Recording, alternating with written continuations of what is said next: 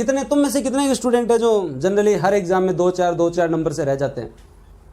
कौन कौन है यहाँ पे जो हर के अंदर जो है वो 2-4 नंबर से रह जाते हैं, जो है वो सिलेक्शन में 2-4 नंबर से रह जाते हैं? यहाँ कौन कौन है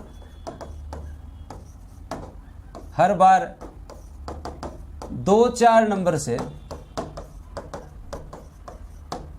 रह जाते हैं? ये कौन है भाई? ये कैटेगरी, इन लोगों के साथ सबसे बड़ी समस्या है। ये देखो सर, हम है।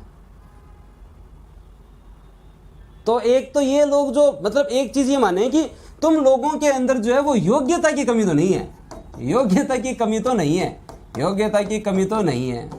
क्योंकि अगर योग्यता की कमी होती तो तुम लोग जो है वो इसके निकट ही नहीं पहुंचते। आप जो है कभी भी मेरिट लिस्ट के पास ही नहीं पहुंचते।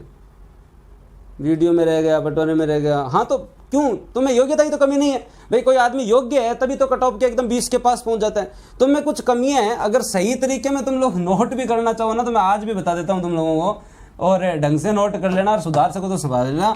तुम में पहली कमी है निरंतरता का अभाव, निरंतरता का अभाव। तुम लोग जब भी कोई वैकेंसी आती है तभी आक्रमण करते हो, मतलब केवल वैकेंसी के टाइम में जो है वो एक्टिव होते हो,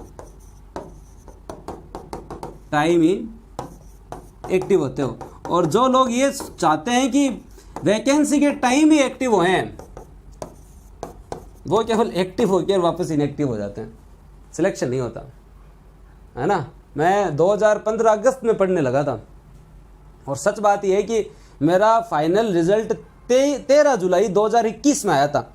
उसके बाद अगर मैं अगस्त 2015 से और जुलाई 2021 तक की बात करूं तो बस इतना सही है कि मैंने किताब नहीं छोड़ी। आज मैं तुम लोगों से पूछ लेता हूं, वीडियो वालों से, कि 9 जुलाई को पेपर हुआ था और आज लगभग 30 जुलाई है। आपने पिछले 20 दिनों में जितना रेस्ट किया है ना, आप इस कंपटीशन में उतना पीछे चले गए।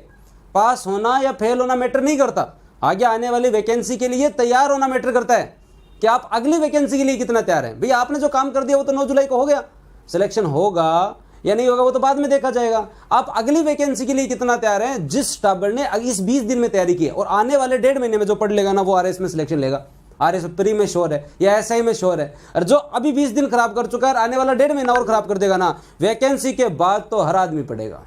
तो तुम लोगों में निरंतरता का अभाव है। तुम लोग केवल वैकेंसी के टाइम में कोचिंग वालों को जो है वो सीधे के सीधे फीस दे देके कोचिंग भर देते हो। मतलब ये वो लोग हैं जो हर बार कोचिंग करते हैं, बेसिक चीज इनका कॉन्सेप्ट क्लियर नहीं है। जो हर बार 2-4 नंबर से रहते हैं ना, इनको कोचिंग का इतना चाव होता है कि ये पटवारी के अलग करेंगे, ग्राम सेवक के अलग करेंगे, एसआई के अलग करेंगे, आरएस के अलग करेंगे, ये REET second grade first grade की भी अलग अलग कोचिंग करेंगे। तो ये सबसे बड़ा अभाव है। जब आपने जीके पढ़ लिया तो सेल्फ करो, बार बार कोचिंग नहीं होती है। जब आपने एक बार एक टॉपिक भी पढ़ लिया तो मैं तो कहता हूं खुद पढ़ लिया ना तो फिर पढ़ने की जरूरत नहीं है किसी से, तैयारी करो भाई, ठीक है। तो एक तो तुम जो है वो इस झंझट से बाहर निकलो। दूसरा, अगर तुम्हारे पास अगर कोई कमी है तो तुम्हारे पास कमी है शॉर्ट नोट्स का अभाव है। और जिसके पास शॉर्ट नोट्स का अभाव है ना, वो ही 2-4 नंबर से रहता है, क्योंकि उसे यही फील होता है कि वो 2-4 चीज और रिवाइज कर जाता और अगर उसके पास शॉर्ट नोट्स होते हैं तो वो क्या पता और अच्छा कर जाता। तो ये वास्तविकता है कि शॉर्ट नोट्स का तुम खुद अपने अंतरात्मा से सही सही बता दो, खुद अपने मन से बता दो कि तुम्हारे सही में शॉर्ट नोट्स बने हुए। अगर बनाते भी हो ना तो तुम एग्जाम से 10 दिन पहले बनाते हो और फिर बाद में तुम्हारे स्थायी शॉर्ट नोट्स नहीं है।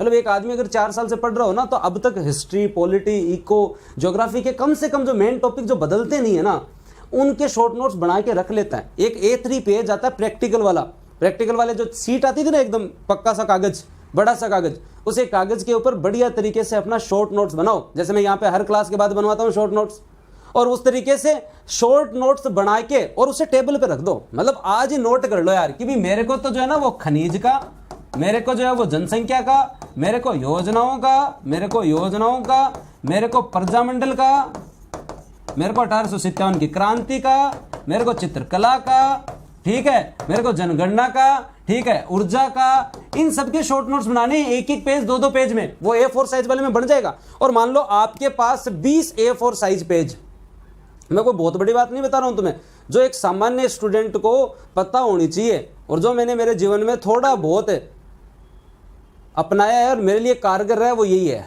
ठीक है, आपने मान लो आपने 20 टॉपिक के शॉर्ट नोट्स बना लिए और उन टॉपिकों के बना लिए जिन्हें आप ज़्यादा से ज़्यादा भूलते हैं। चीज़ें हम तभी भूलते हैं जब हम चीज़ों से दूर हो जाते हैं, जब उनके पास रहते हैं तो कभी नहीं भूलते। आप मेरी मान के 20 ये नोट्स बनाओ और अपनी टेबल के ऊपर पड़े रहने दो उनको।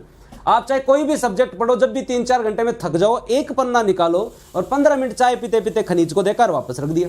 दिन में जब भी 15-20 मिनट मिले, दिन में 3-4 जो है वो पन्ने निकालो, तीनों चारों टॉपिक को देखो और वापस रख दो। तो आपको कभी ये तो लगेगा ही नहीं कि मेरा रिवीजन कमजोर हो रहा है।